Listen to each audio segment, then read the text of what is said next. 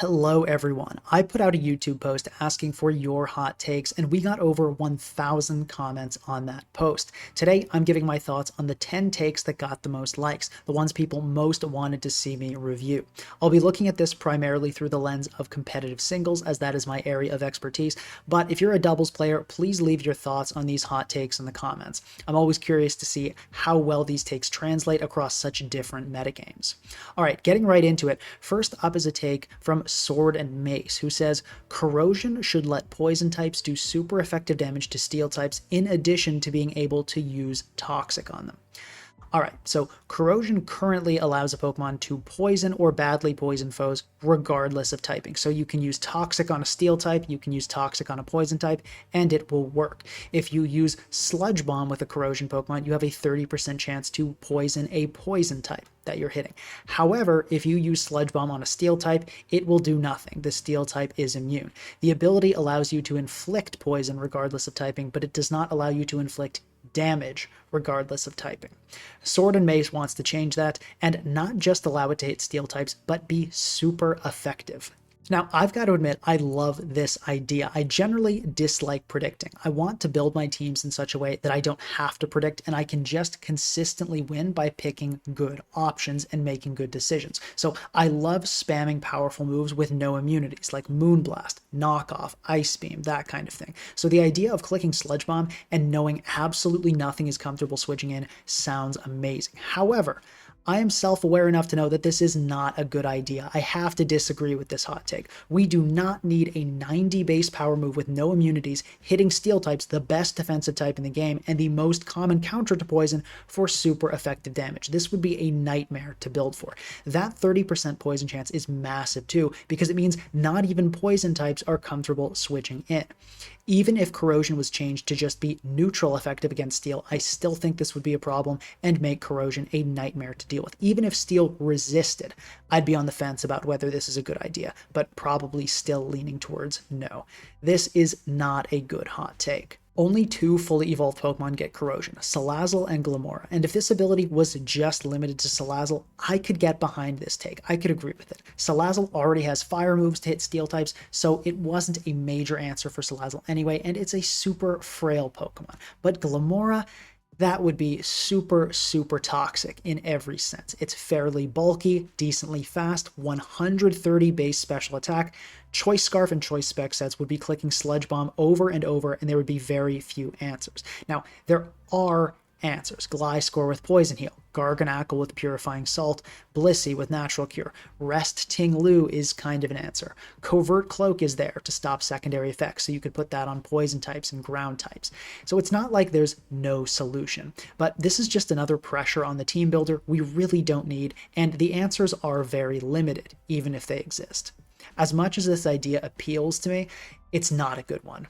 Okay, next up, Yosh says, not every single type needs to be a homogenized carbon copy of each other. There shouldn't be a U-turn clone for every single type, nor should Accelerock be widely distributed, for example. Now, this isn't the hottest take in the world, but I would say it is the minority opinion.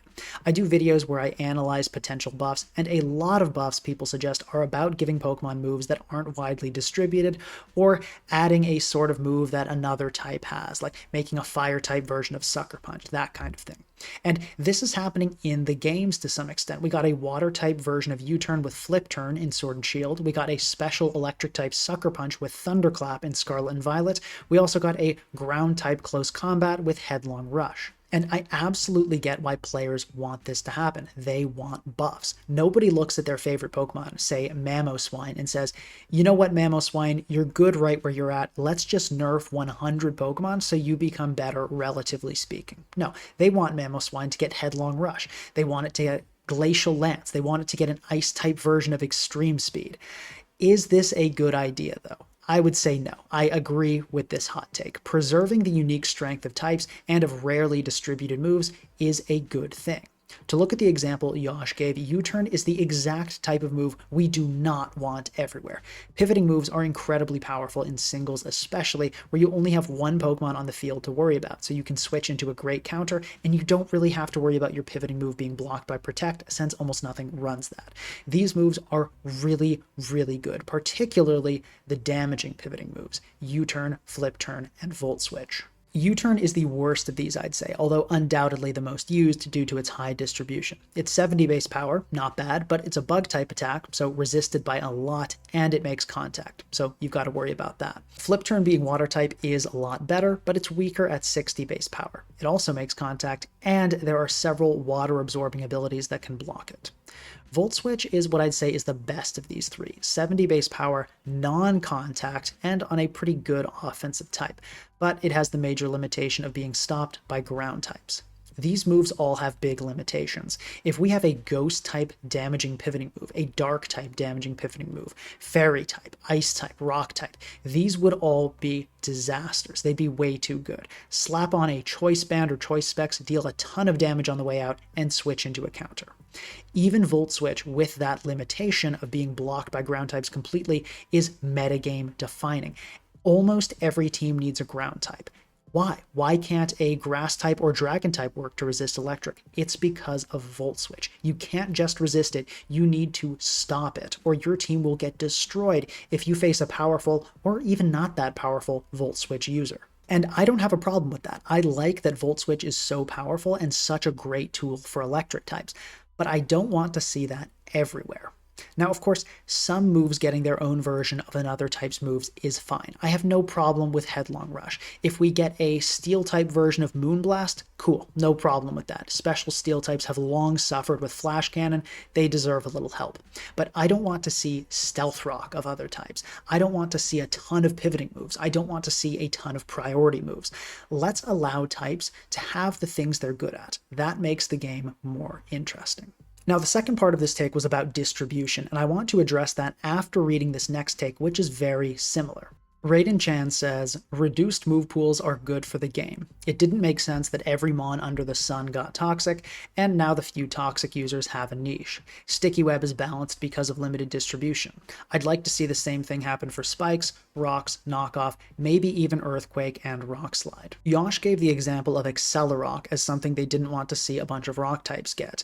Raiden Chan doesn't want Sticky Web to go to every bug type, and they also generally want some moves that are very widely distributed, like entry hazards, knockoff, earthquake, and rock slide, to be limited. And mostly I agree with this, particularly when it comes to very powerful moves. Sticky Web is a very powerful move. I would say the strongest entry hazard in the game. Accelerock is another amazingly powerful move. If we give this to a bunch of rock types, that's going to be a problem. If we give Tail Glow to a bunch of bug types, once again, that's a problem. Shift Gear to a bunch of steel types, that is an issue. These extremely powerful moves are generally used to give a major boost to otherwise not very powerful Pokemon. Revavroom needs Shift Gear, Rabombi needs Sticky Web, Lycanroc needs Accelerock. I want to emphasize priority moves in particular. Moves like Extreme Speed and Accelerock in First Impression are very sparsely distributed, and that is a good thing. Priority moves are a major threat to more offensive teams, hyper offense in particular. If you have a ton of priority moves, if Accelerock and Extreme Speed are everywhere, hyper offense is basically dead. Not entirely. There are some workarounds like Psychic Terrain or more defense boosting sweepers, perhaps on Aurora Veil or Screens teams, but hyper offense takes a massive, massive hit if priority moves are everywhere. This might sound good to some of you, but personally, I think it's great when hyper offense is viable, and not just viable, but diverse. In Scarlet and Violet Overused right now, you can successfully run a traditional hyper offense team with a Suicide Lead and 5 sweepers. You can run Sticky Web, you can run Aurora Veil or Screens, you can run Hazard Stack hyper offense, you can run Psychic Terrain hyper offense, Grassy Terrain hyper offense. I think that's awesome. I love to see so much creativity possible with this archetype. Priority moves are the best way to stop sweepers, and if everything is running around with a stab priority move, this diversity will die. So in that sense, I agree with this hot take. Limited distribution can very much be a good and healthy thing. However, I also disagree with this take in part. I am all for limiting priority moves and some other powerful moves, but Earthquake? It's a good move, but nothing crazy. Same with Toxic. I say if a move isn't super powerful, let a ton of Pokemon have it. Hand out Toxic, Earthquake, Drain Punch, Giga Drain, Play Rough, all those kinds of moves. Give it to all the Pokemon that it even remotely makes sense on. Pokemon having more moves means they can be used in more ways. This leads to more creative team building opportunities and more viable sets that each Pokemon has.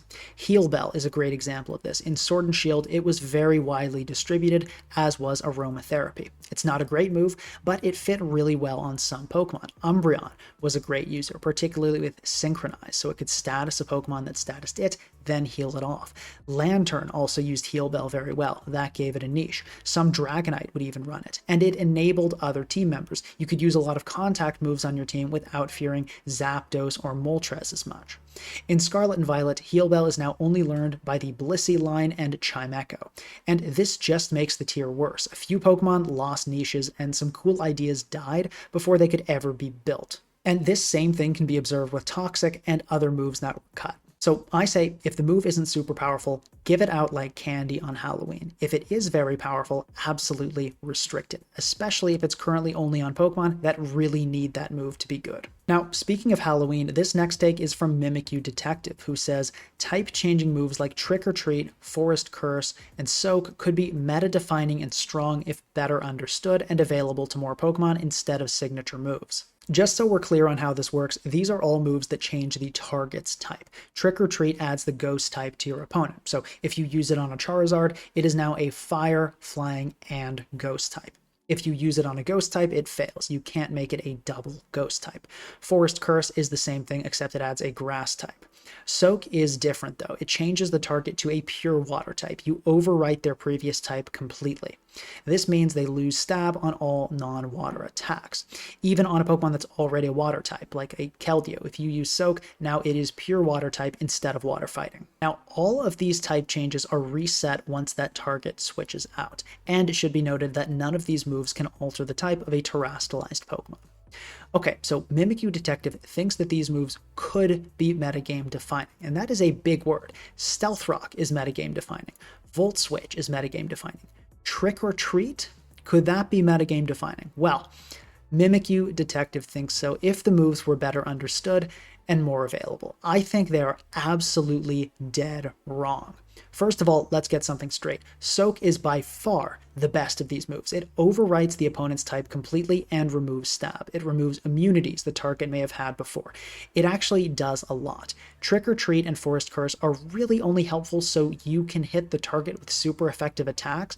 That's basically the only application since you're just adding a type. And since it resets upon switching, this move is comparable to Metal Sound, which lowers the target's special defense by 2 stages. And I'd say it's generally worse than Metal Sound. These two moves are complete garbage, and if you gave it to 50 Pokemon, I'd bet not a single one would use them. Now, as I said, Soak is a bit different. It has some legitimate benefits, but this move is pretty well understood and it is widely distributed already. 21 fully evolved Pokemon learn Soak in Scarlet and Violet, and only one ever uses it, Bellabolt. A Soak Bellabolt hit rank 1 and overused using Discharge, Toxic, Soak, and Slack Off. A very cool set, but a very special case. First of all, it's an electric type, so it likes the target becoming water type. Secondly, it has Toxic, so it really likes removing the immunity from poison and steel types. Third, it's a defensive Pokemon with recovery, so it can afford to use a turn on Soak, absorbing a hit. And fourth, taking that hit actually benefits it because of Electromorphosis, its signature ability, doubling the power of electric moves if hit whenever Bellabolt wants to unleash that discharge. In Generations 7 and 8, Pyukumuku would also run Soak sometimes because it barely learns any moves and it could use it to poison steel and poison types with Toxic. Even this wasn't a standard move on it though. And that's about it. This move is not good at all. The fact that it resets upon switching, you burn a turn just to change a type that can easily be reset, it's not worth it. Forest Curse and Trick or Treat aren't even niche, they're straight up garbage. And Soak, while not garbage, is extremely niche. These moves are not meta-defining, and there's a reason why they aren't well understood. It's because they're terrible. Alright, now let's shift gears and talk about tiering. The appealingly named Rat Sausage says, tier freezing is a terrible idea and happens too quickly. Communities of older generations should be able to nurture their tiers to keep them balanced and fresh. For those that aren't familiar, tiers in singles are based on usage, with overused at the top, then underused, rarely used, never used, PU, and zero used. You can use lower tier Pokemon in higher tiers, but not the other way around. Pokemon change tiers every 3 months based on how much usage they got in their current tier. They drop if they fall below a certain threshold. This number has changed over time, but it's around 4%. If it's on more than 4% of teams, it stays in the tier. If it's on less than 4%, it drops. Now, these lower tiers don't have to accept that Pokemon. They can choose to ban it. But if that lower tier wants a Pokemon that's in a higher tier, maybe it was healthy and great for the metagame before it got high usage in that higher tier, well, that's tough. You can't have it. And at the end of a generation, when the new game is about to come out, tiers get frozen. Those 3-month cycles stop, and whatever tiers Pokemon are in are permanent. The only exception being if a ban occurs. That's a bit of an oversimplification. There are some policies to prevent tier freezing from locking Pokemon into tiers when they just jumped up the last tier shift and that sort of thing, but that's generally how it works. And Rat Sausage is not a fan. They think the community should be able to nurture their tier. I generally disagree. Allowing the community to nurture tiers sounds good, but what does nurture mean? Lower tiers are no longer on the ladder when the generation ends. I can't go and play Sword and Shield underused unless I challenge someone to a game in that format. So where do the usage stats come from? Tournaments? Or by nurture, do you mean allowing a few community members to make decisions about what should change tiers? Furthermore, do we want these tiers to be fresh? There's always a modern generation and a new one coming after that. Does it not make sense to preserve the tiers as they are, allowing people to find what metagames they enjoy and let the new generation be fresh and dynamic? If Generation 5 Underused is your favorite metagame ever, and some community leader decides they should drop a threat from overused to underused to keep things fresh, you're probably not going to be very happy. And if you didn't play Generation 5 Underused, I highly doubt you'll start playing because of this change. I also reject the idea that tier freezing makes a metagame stale. In a game as complex as Pokemon, there is almost always undiscovered tech and new innovations to be made. I think the reason older generations get stale, particularly lower tiers, is that there are very few players to make new innovations. It's not because tier shifts aren't happening anymore. I think freezing tiers preserves metagames that a lot of people love, adds stability to older generations for tournaments, and allows the modern generation to shine, be unique, and have its time in the spotlight. Now, I do partly agree with this take in the sense that I think tier freezing is often poorly handled. If a Pokemon was underused for 90% of the generation, it was a great presence in that tier, and then in the last half year before tiers get frozen, it became trendy and overused and barely raised up. That sucks, and that Pokemon shouldn't be locked into overused. But there are other solutions to this. Perhaps allow the underused player base and all lower tier player bases to vote on what they want to be dropped to that tier, if that Pokemon was in that tier or lower for more than, say, 50% of the generation, or 70%. I don't have the exact answers on how to fix tier freezing. I think lower tier communities would have a better idea about that, but I don't think the tier freezing is the problem. It's a good idea, but the execution could be improved a bit. Alright, these have been some hot takes, so let's cool off a bit. Some people seem to not understand what a hot take is, so I decided to showcase some of the coldest takes I saw submitted. It's time for Icy Cold Takes with your host, Rotom Frost. Not really, your host is still me, but I do have Rotom in the background footage, and for using a Rotom Frost, I think that alone deserves a subscription. That's my cold take. Subscribe to the channel if you're enjoying. But now for some really cold takes. Ambulance Man says, the sleep ban shouldn't include yawn. It is perfectly balanced as it gives the opponent a choice to fall asleep or not, and for lots of low tiers, it's by far the best move in their learn set. Yes, I agree. I think everybody agrees. All sleep-inducing moves were banned in competitive singles, and while some moves were a problem, a blanket sleep ban was a terrible idea. Banning Hypnosis, Sing, and a few other sleeping moves was really a better solution. Spore, Yawn, Sleep Powder, these moves really could have and should have been left alone, especially Yawn. Next up, a man with a plan says, Pokemon that learn Focus Blast should also learn the move Aura Sphere. That way, Pokemon aren't forced into using one or the other in the team builder. I agree. Focus Blast is probably the most hated move in all of competitive singles, and a ton of Pokemon that really want fighting coverage learn Focus Blast, but not Aura Sphere. This change would be awesome, and I don't think a single person is opposed to it. And lastly, Insane Cyclops says, Magcargo is hot. Any way you interpret this statement, it is an undeniable fact. Alright, you're probably shivering now, chattering teeth, maybe even an icicle hanging off your nose after those takes, so let's warm back up. Hovercat says, the dynamics hazards create are one of the best parts of competitive singles and are very enjoyable to both watch and play with. Entry hazards are very controversial, in particular Stealth Rock. Many say it unfairly hurts rock-weak types that didn't need a nerf. And then there's Hazard Stack. Many players absolutely hate this team style. The idea is basically to set Stealth Rock and Spikes, remove Heavy Duty Boots with Knockoff, and win due to the opponent taking tons of damage every time they switch or enter the field. The hatred of hazards is also very strongly tied to the hatred of heavy-duty boots. Many players consider boots a necessary evil because hazards have become too powerful. They say boots are an extremely strong item that makes the game boring because of how many Pokemon use them.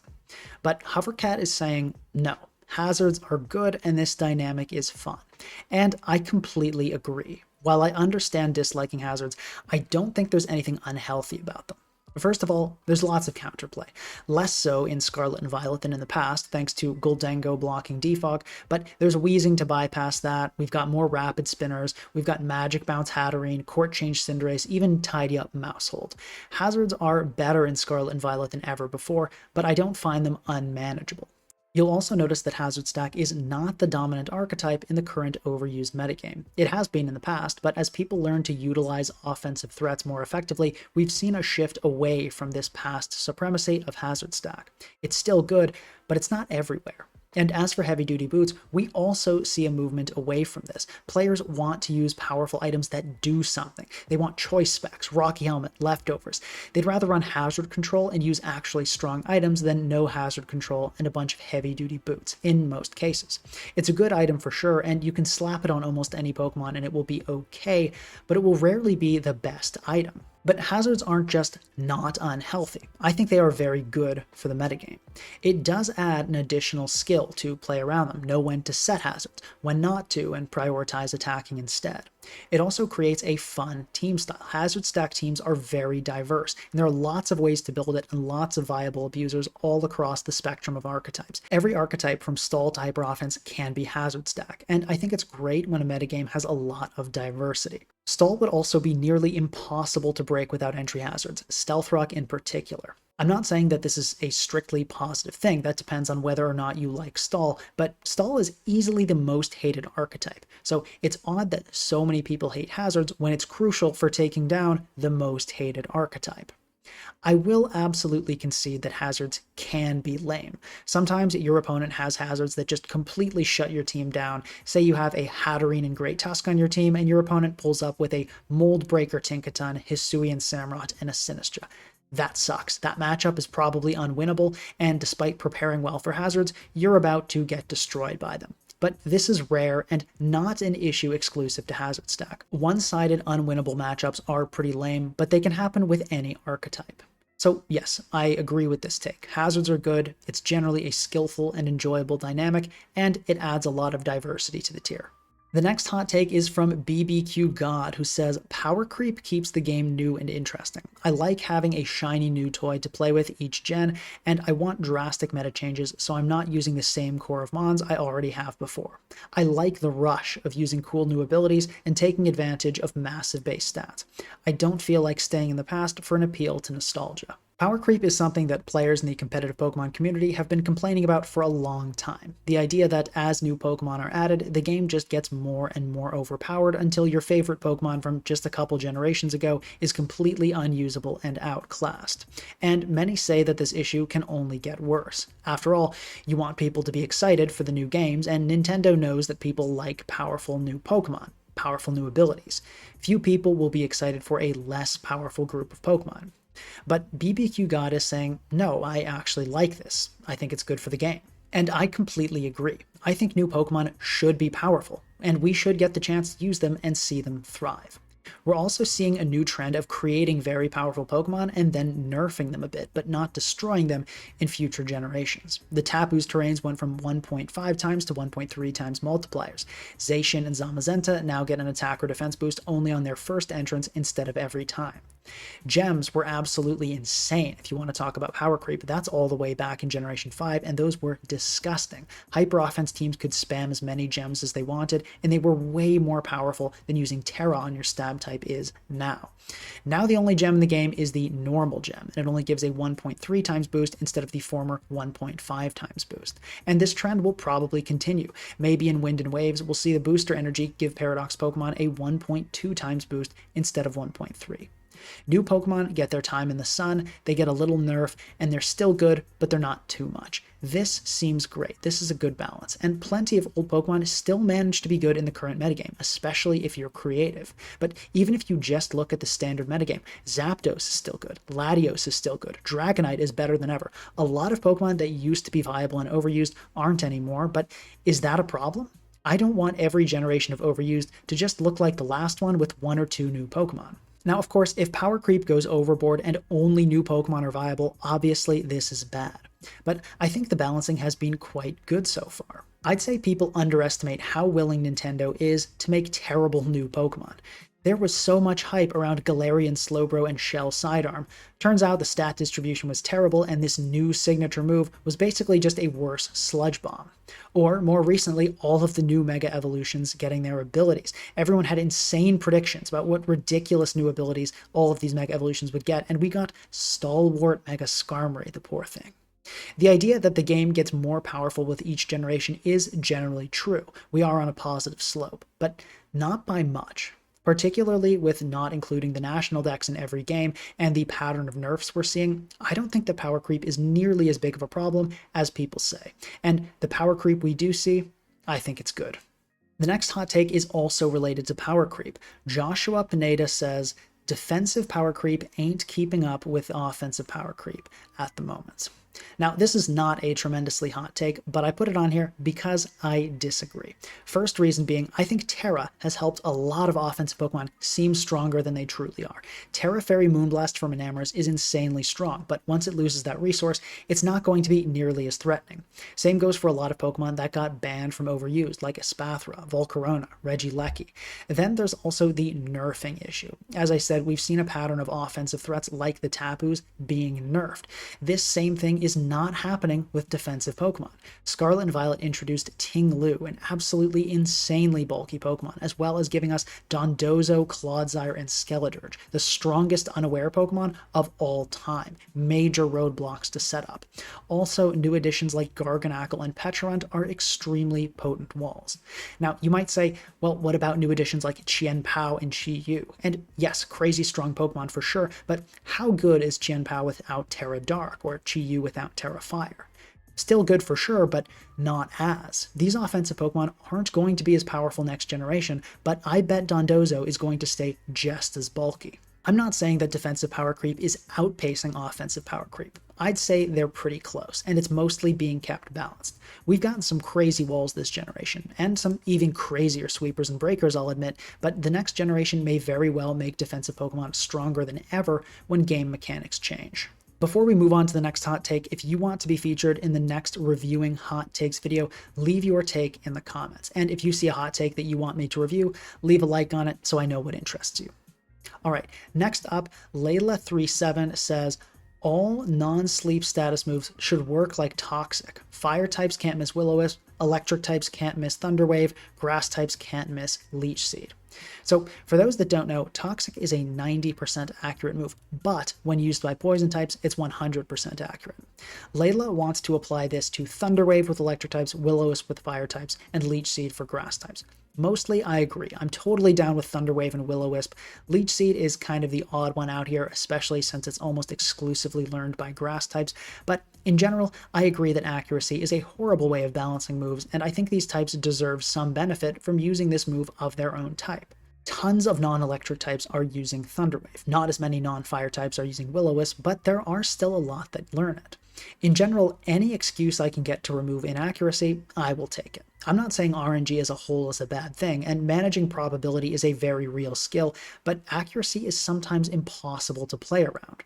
Lots of 90% accurate moves are very good moves. You're shooting yourself in the foot if you avoid them completely. If you want to play top-level competitive Pokemon, you need to put inaccurate moves on your team sometimes, and you need to actually click them in battle.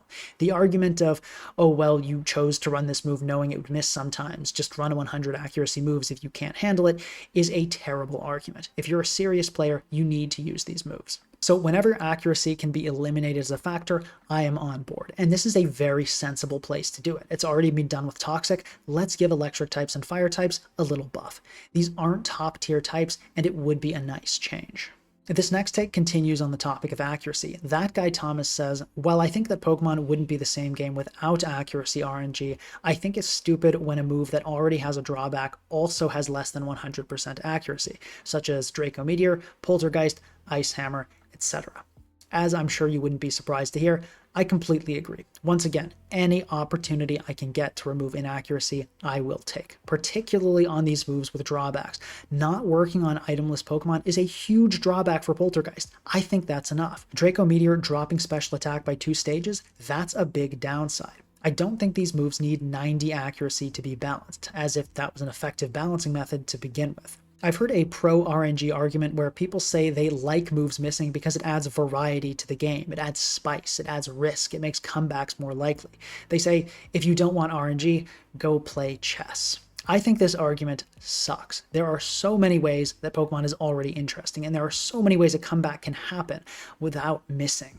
It can be an unexpected set, a hard read, or a series of crazy predictions, or a well-executed strategy thought out from the beginning. These are all very interesting and make for an extremely enjoyable viewer and player experience. The excitement of, oh, this player wins unless they miss Draco Meteor, then they lose. I don't find that super engaging. If you do, that's a personal preference, but I think there are way cooler ways that a game can be flipped on its head. Pokemon doesn't need accuracy to be exciting. Even if RNG is your cup of tea, there's RNG everywhere. Damage rolls, critical hits, freeze and paralysis, RNG-based items, speed ties. Do we really need moves to randomly miss as well? I don't think we do. And if you think Draco Meteor is too powerful with 100% accuracy, okay, sure, make it 120 base power instead of 130, even 110. I don't think that's a necessary nerf, but above all, I am in favor of getting rid of accuracy, particularly these 90% or 95% accurate moves. They're everywhere, you need to use them, and there's often not a thing you can do when they miss. Especially in the case of moves that already have downsides, it seems unnecessary. But let me know your thoughts. Do you agree with me on these hot takes or not? And tell me why. I'm curious to see what ideas and arguments there are out there. My mind has been changed by reading comments before. Also, this is the first hot take video I've done on my own in nearly 2 years. For the past several videos, I've had guests on like Pokeaim, Blunder, and Jimothy Cool to go over these hot takes with me. Those videos usually run a bit longer, there's sometimes some debate, and they are unscripted. I write bullet points for myself, but I don't script responses because I want to be able to have a natural dialogue with the guest. For this video, since I'm reviewing these takes on my own, I'm able to think through my response, write a script, and deliver a more compact video where I make more well-phrased points. The shorter length also makes it more feasible for me to do a bit more editing and include more relevant background footage. But let me know, which do you prefer? Do you like me just going over these hot takes on my own? Do you prefer with guests, or would you like to see a mix in the future? Any feedback is much appreciated. And remember, if you enjoyed the video, please consider subscribing and leaving a like. It helps out a lot. Thank you for watching, and have a great day.